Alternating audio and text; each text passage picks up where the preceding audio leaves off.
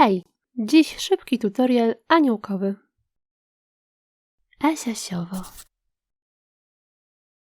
Jeden koniec wstążki opalam, a drugi spruwam.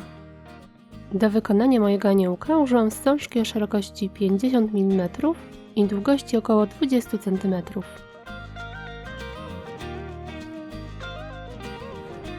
Składam na pół. Przewiązuję nitką.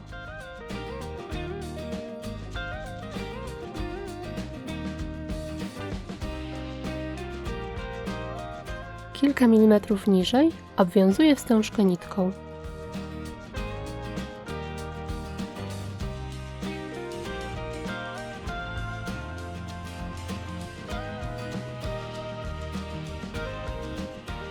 Zabezpieczam klejem.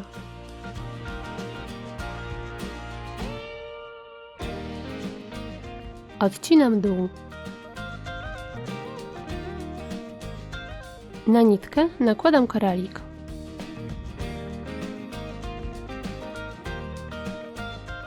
Przyklejam.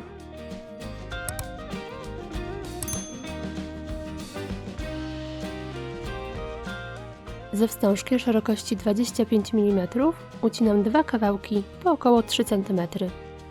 Składam na pół. Odcinam górę, opalam i zaciskam.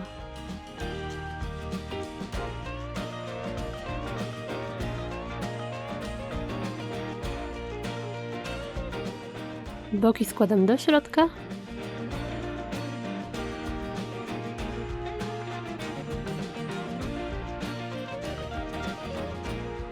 Opalam dół i zaciskam.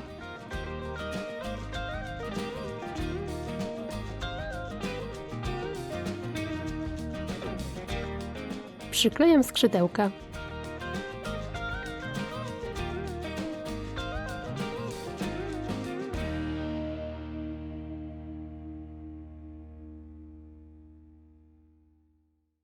I tak prezentuje się gotowy aniołek.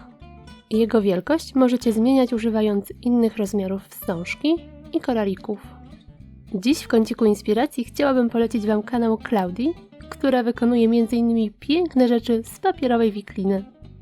Ja się już z Wami żegnam. Do usłyszenia!